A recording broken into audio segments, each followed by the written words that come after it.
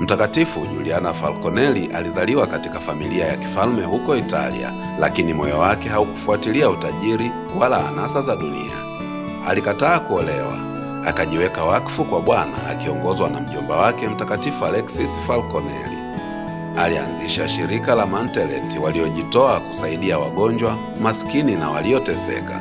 Aliwahudumia wagonjwa kwa mikono yake, mara nyingine hata akibusu vidonda vyao kwa upendo wa Kristo. Miaka ya mwisho wa maisha yake ilijaa mateso. Alishindwa hata kumeza chakula. Siku ya mwisho aliomba Ekaristi Takatifu iwekwe juu ya kifua chake.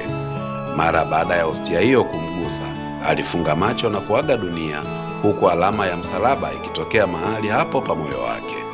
Amekuwa mfano wa unyenyekevu, huduma na upendo wa kweli, akitufundisha kuwa mtakatifu ni kuwa na moyo wa kujitoa kwa wengine.